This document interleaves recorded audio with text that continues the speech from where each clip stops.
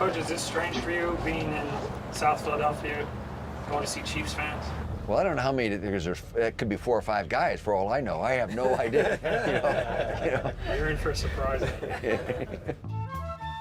This is going to be fun. Plus, I love South Philly. I spent a lot of time down there going into the little restaurants, and so I know the atmosphere. One time, I accepted an invitation in South Philly to this lady's house. She invited Carol and I to dinner. She was blind.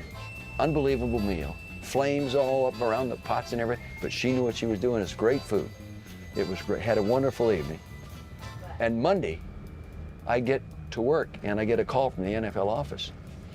Did you know that you have been affiliating with known gamblers, organized gambling in NFL games? I said, you kidding me? No, what? So I said, well, it turns out that this lady's brother was deeply involved in gambling on NFL games. And he went to work and bragged about me having dinner with him on Friday night. And it got in 2 minutes to the NFL office and 3 minutes back to me. Nice lady. We're back here watching a video of the Chiefs yearbook. Coach Vermeil, who was coaching the Chiefs at the time, called us up. Hello. This is Dick Vermeil. Hey, Coach Vermeil, how you doing? I'm just calling you from my office, so I don't have... Spoke to Coach Vermeil for a while. I see people backing in through the doorway, and lo and behold, they come walking in. Coach Vermeil and the rest of the coaching staff come walking into the back bar, and it was mayhem from there. Hey! Hi, Zan. Wow. How are you? Yeah, maybe. Or maybe it's... All of a sudden, Dick Vermeil was right behind me. He went from being on the phone to being right behind me. It was unbelievable. And everybody was in here that day, fell in love with him. Paulie or Paul? Yeah, Paul. Paul. Paulie, that's some Sopranos. Well, we've heard a lot about this place. And we recruited more people after that. We appreciate your loyal support, and we're going to give you a lot to yell about this year.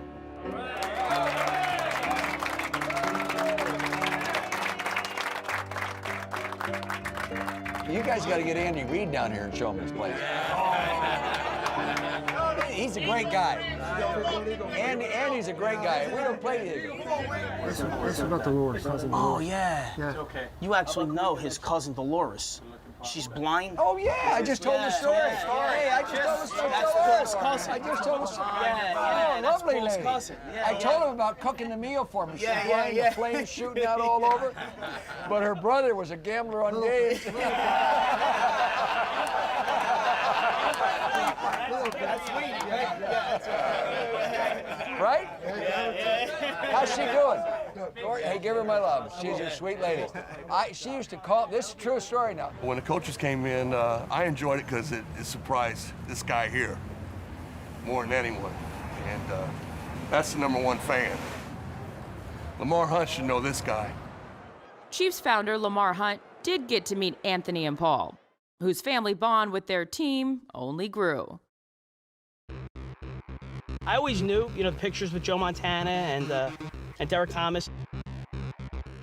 I heard stories growing up that they would go to Kansas City and they'd be on the field during the game, and then they went out to dinner and the nightclubs with the players. I was like, that's pretty different. Like, I don't hear, my friends talk about their dads do that, right?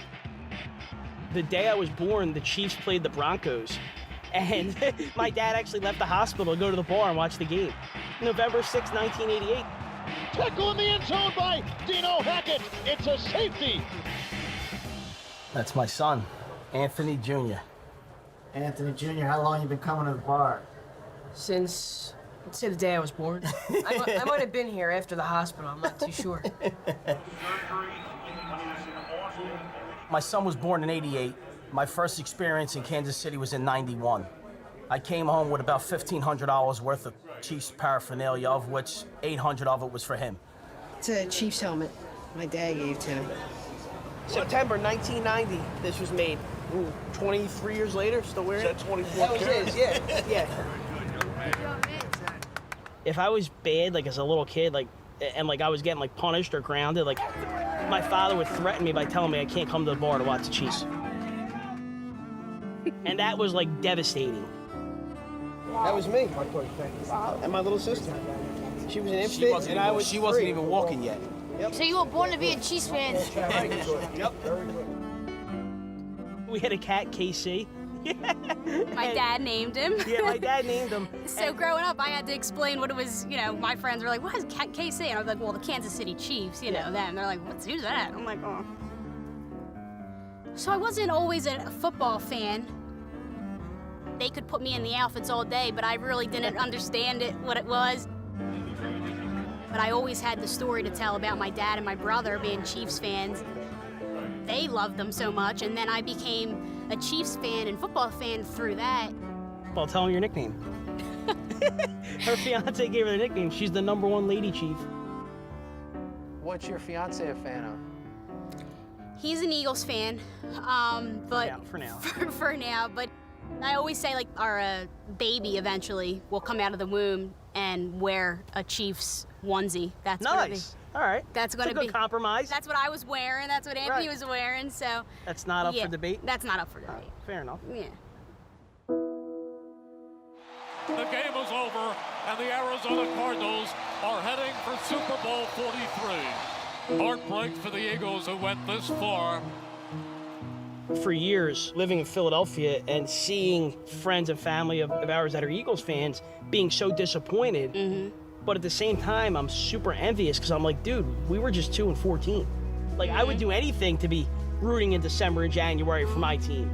The Big Charlie's gang got their wish when Andy Reid, the head coach who had given Philly so much to cheer about, was hired by Kansas City in 2013. Here at NFL Films, it felt like a good time to check in at Arrowhead East. We wrote him a letter, happy to have him on board to our family. Maybe thought we were nuts saying it was our family, but around here it's our family. A week later, we got a box. It was a helmet, a letter, and a picture. The picture's behind the bar. How about those Chiefs, baby? The coach, known as Big Red, rebuilt the Chiefs. How about those Chiefs? With help from a once-in-a-lifetime quarterback. People just elevating their game to the game Patrick Mahomes is dictating.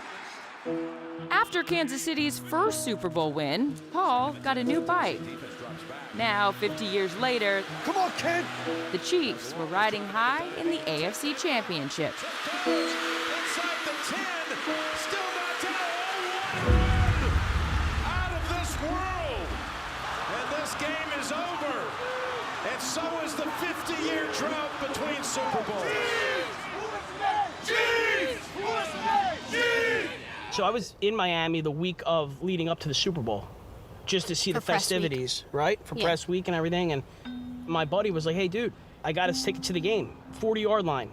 Let's go." And I was like, in a billion years, I would never not be with my family and friends at the bar. It's not even a question for me. You can let me be on the field. It doesn't matter to me. You know, it's that important to me to be there. And you know, it was definitely the right choice. All right, let's talk a little about the game. What game is that? No, I'm Let's just just, kidding. well, just We were down 10-0, and San Fran was really tough. They may have been even a more complete team. Ball gets knocked out. But, I mean, they didn't have Pat. And here is Patrick Mahomes. You know, it has not been a pretty night for him. 3rd and 15. Chiefs need some Mahomes magic. That was her first experience of potential heartbreak over the Chiefs, like real heartbreak. Real bad heartbreak. Where we've been through it because we're just a little bit older and stuff, right? Like, so we were, well, it'll be fine because we know we have each other. Launches down the middle. Hill. Open. Caught. Kansas City, the big play. Come on, cousin Pat. Doesn't Pat.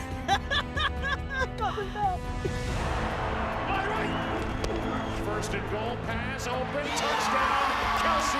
Chiefs are back in it.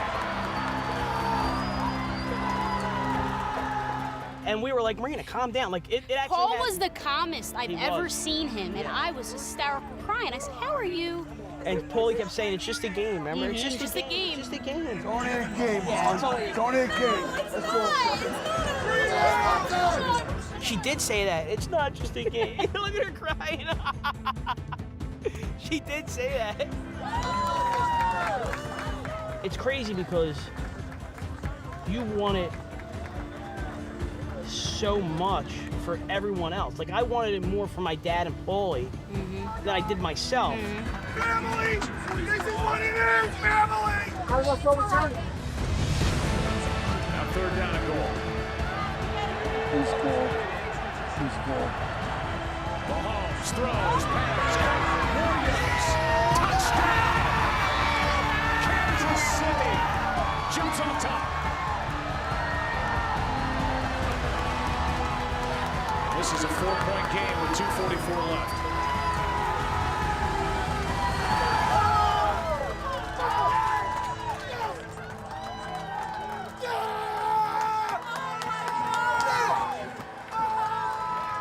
The last minute, we were on the bar chanting defense. Defense. Now 3rd down and 10. Garoppolo airs it out. Sanders downfield is overthrown.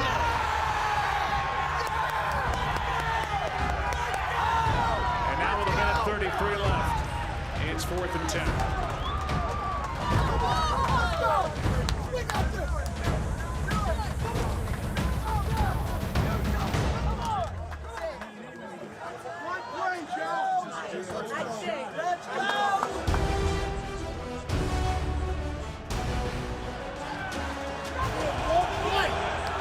Play clock is, they're going to let the play go. It's not going to matter as Garoppolo now has it knocked incomplete. Kansas City takes over with 1:25 left. Garoppolo just trying to make something happen there on 4th down, but now, with the 3 timeouts, there is still a chance. Let's go, cuz! I didn't think we needed a 1st down. 2nd and 6, Williams makes a cut and will roll into the end zone for the touchdown. And they have done it. Chiefs are Super Bowl champions.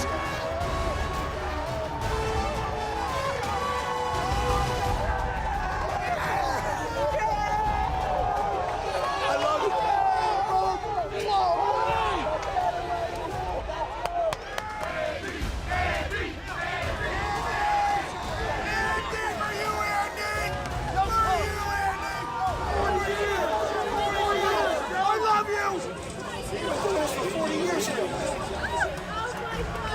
My dad used to walk Paul to school as a little kid.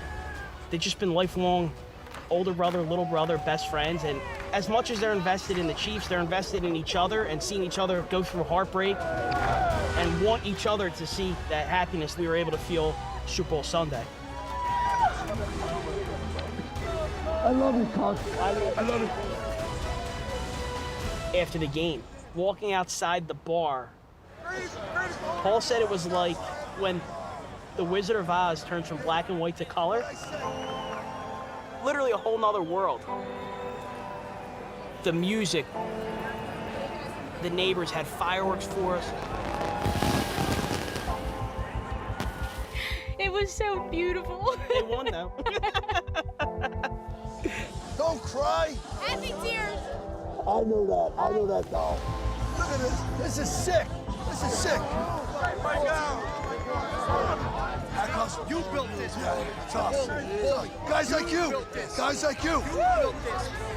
He's so welcoming. You feel the need to thank him because sometimes when you love something so much, you don't want to give it away to other people. You don't want them to feel that love too. But he doesn't care. He wants everybody to feel the love. Congratulations. How about that bicycle? That's it. That's it. Any kind of last thoughts, Paul? No, I can't think of anything else. This is like your life's work almost. Yeah. I mean, it wasn't supposed to be like that neither. It's supposed to be a little thing, and it just grew. Just grew. Andy Reid, congratulations. Man alive, how great is that? Huh? Hey, how about those Chiefs?